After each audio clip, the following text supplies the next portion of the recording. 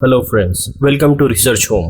दोस्तों, जैसा कि मैंने प्रॉमिस किया था कि अगली वीडियो में दुनिया की सबसे बड़ी अनसॉल्व मिस्ट्री के बारे में बताऊंगा। आज मैं आपके लिए ऐसी ही कुछ रियल मिस्ट्री केसेस के बारे में बताऊंगा जिससे आपके होश उड़ जाएंगे।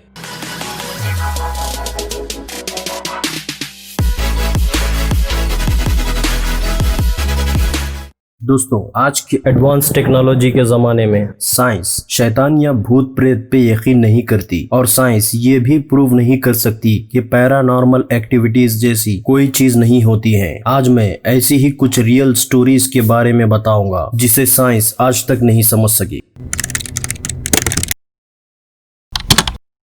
दोस्तों, अब मैं जो आपको बताने जा रहा हूँ उसे यकीन करना थोड़ा मुश्किल है, मगर ये 100% सच है। 1971 को एक घर के ओनर ने नोटिस किया कि उसके घर के फ्लोर पर एक अजीब और क्रीपी सी तस्वीर नजर आ रही है। वो उस तस्वीर को मिटाने की बहुत कोशिश की मगर नाकाम रहा। स्पेन के लोग इस फेनोमेना को बेलमेस फेसिस के नाम से जानते थे। हैरानी की बात यह है कि वो तस्वीर हर दिन अपनी जगह से 2 या 3 फुट की दूरी पर खिसक जाती थी। ये देखकर घर में रहने वाले लोग बहुत डर गए और घर में रखी कुल्हाड़ी से उस फेस वाले हिस्से को तोड़ दिया। मगर थोड़ी ही देर बाद उसी तरह के और 2 फेसेस उससे 2 फीट की दूरी पर दिखाई देना शुरू हो गए। जाहिर सी बात है, घर के लोग इस क्रीपी फेसेस के साथ नहीं रह सकते थे, तो उस फैमिली ने पूरे रूम के फ्लोर को ही कंप्लीटली बदल दिया। मगर उसके अगले 2 हफ्ते बाद ऐसे और 4 फेसेस नजर आने लगे, जो कि बहुत डराने वाली बात थी। एक बात तो पक्की थी कि कोई इस फैमिली को ये एहसास दिला रहा था कि वो इनका ही घर है और वो अभी भी यहाँ रहते हैं।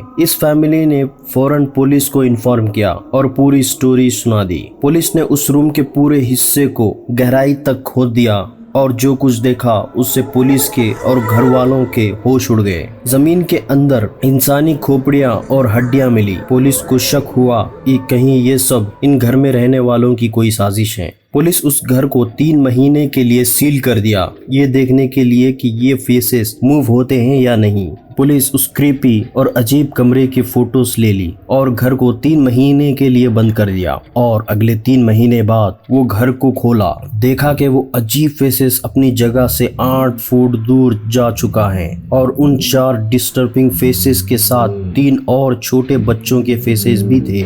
दोस्तों, ये जो कुछ भी था इस फैमिली को कभी नुकसान नहीं पहुंचाया, बस वो अपनी मौजूदगी को जाहिर करता था। वो फैमिली आज भी वो घर में रह रही हैं। हर साल कई टूरिस्ट इस पैरानॉर्मल फेनोमेना को देखने के लिए आते हैं और ये फैमिली बाज़ाब्ता उनसे इसे देखने का टिकट भी वसूल करती है।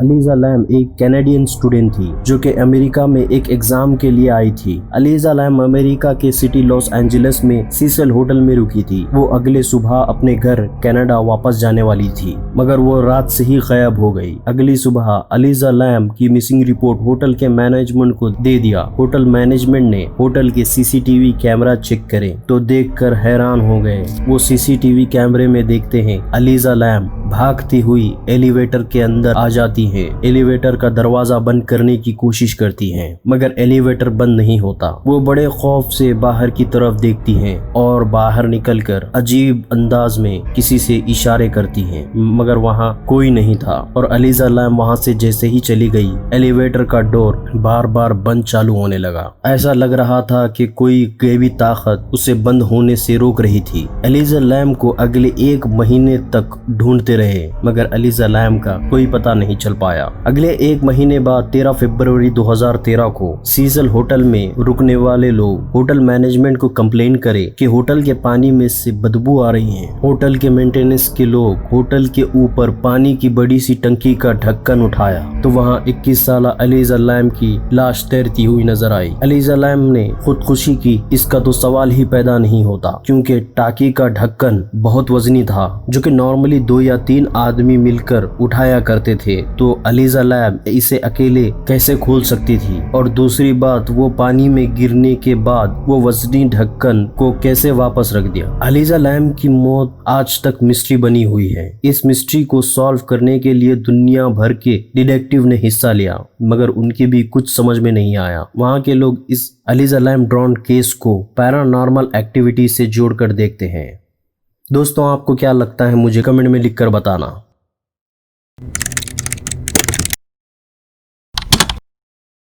Overtone bridge. दोस्तों ये सुनकर आपको काफी अजीब लगेगा कि इस ब्रिज पर से कुत्ते छलांग लगाकर सुसाइड कर लेते हैं। 1895 को H.E. मिलर ने इस ब्रिज को बनाया था। ये ब्रिज की हाइट 50 फीट है। 2005 को ये नोटिस में आया कि इस ब्रिज से कुत्तों की काफी ज्यादा मौतें हो रही हैं। कोई कुत्ता फिसल कर गिर जाता या फिर ब्रिज पर से छलांग लगाकर सुसाइड कर लेता। इस फिनोमिनन को इन्वेस्टिगेशन करने के लिए पैरानॉर्मल स्पेशलिस्ट्स को इन्फॉर्म किया गया। इन्वेस्टिगेटर ने एक दिन उस ब्रिज पर कैमरा फिट कर दिया और जब दूसरे दिन उसने कैमरा चेक किया तो देखा एक कुत्ता जो कि ब्रिज पर से गुजर रहा था वो अचानक ब्रिज पर से छलांग लगा दिया और ब्रिज से नीचे एक पत्थर से जा टकराया जिससे उसकी मौत हो गई। इन्वेस्टिगेटर ने EVP साउंड रिकॉर्डर भी लगाया था। ये रिकॉर्डर ऐसे आवाजों की वेव्स को कैप्चर करता है जो इंसान नहीं सुन सकते। इसने रिकॉर्डिंग सुना। इन्वेस्टिगेटर के हिसाब से उस रिकॉर्डिंग में से कुत्तों के भौंकने की आवाज सुनाई दे रही थी। हालांकि वहां उस रात या दिन को कोई कुत्ता मौजूद नहीं था। अब तक इस ब्रिज पर से 500 से ज्यादा कुत्ते सुसाइड कर चुके हैं। यहाँ की गवर्नमेंट बाज़ाब्ता यहाँ पर बोर्ड लगा दिया, ये जगह बहुत खतरनाक है, कुत्तों को यहाँ से ले जाते हुए ध्यान रखें। इस फिनोमेना को आज तक कोई ठीक से नहीं बता सका कि कुत्ते सुसाइड क्यों करते हैं और वो भी इसी ब्रिज से। आज तक ये मिस्ट्री ही बनी हुई है। दोस्तों मैं ऐसी इंटरेस्टिंग वीडियो अपलोड करता रहता हूँ। अगर आपको ये वीडियो पसंद आए तो सब्सक्राइब करें और बेल आइकॉन को ऑन कर दें। इससे मैं जैसे ही न्यू वीडियो अपलोड करूंगा आपको नोटिफिकेशन मिल जाएगा। Take care guys and good luck.